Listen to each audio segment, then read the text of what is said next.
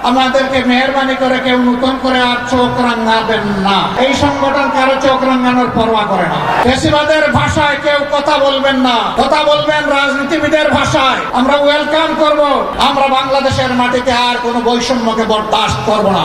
সকল বৈষম্যের কবর রচনা না হওয়া পর্যন্ত আমাদের আন্দোলন অব্যাহত থাকবে ইনশাআল্লাহ। বীর সন্তানেরা তারা ওই সমস্ত প্রস্তাবগুলোকে পায়ের তলে ফেলে দিয়েছিলেন। আমরা তাদের উত্তরসূরি। সুতরাং মেহরবানি করে আমাদের আর ধৈর্যের পরীক্ষা দিবেন না। তাকে মুক্তি দিন। কেন আমাদের নিবন্ধন আটকে রেখেছে? নিবন্ধন তো জালিম সরকার কেড়ে নিয়েছিল। সেই জুলুম আপনারাও কি আমাদের উপরে করবেন? এই জন্য কি হাজার জনতা জীবন দিয়েছে? হাজার হাজার মানুষ পঙ্গুত্ব বরণ করেছে আবার সেই বৈষম্য দেখার জন্য।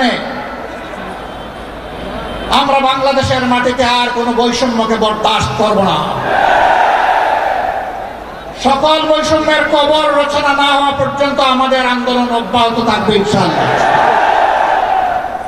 আমি প্রিয় সহকর্মীদের কাছে জানতে চাই, 15.5 বছর জীবন দিতে যেমন ভয় করেন নাই, গুলির সামনে বুক পেতে দিতে ভয় করেন নাই, সর্বশেষ জুলাই আন্দোলনে শরীক হয়ে যেমন করে দেশপ্রেমের দায়িত্ব এবং দেশপ্রেমের প্রমাণ পেশ করেছেন, একটি মানবিক বাংলাদেশ, বৈষম্যহীন বাংলাদেশ গড়ে তোলা পর্যন্ত আপনারা কি একই লড়াই করার জন্য প্রস্তুত আছেন?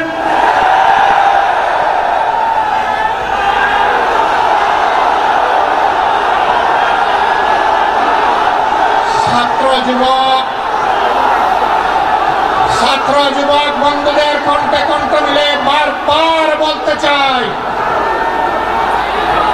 আবু সাঈদ মুক্ত, আবু সাঈদ মুক্ত, শেষ হয়নি যুদ্ধ, এই যুদ্ধ চলবে ইনশাআল্লাহ। আমাদেরকে মেহরবানি করে কেউ নতুন করে আর চোখ রাঙাবেন না। ফ্যাসিবাদের ভাষায় কেউ কথা বলবেন না, কথা বলবেন রাজনীতিবিদের ভাষায়। আমরা ওয়েলকাম করব, অভিনন্দন জানাবো, সমালোচনা করবেন, চুমু দেব, কিন্তু চোখ রাঙাবেন না মেহরবানি করে। এই সংগঠন কারো চোখ রাঙানোর পরোয়া করে না।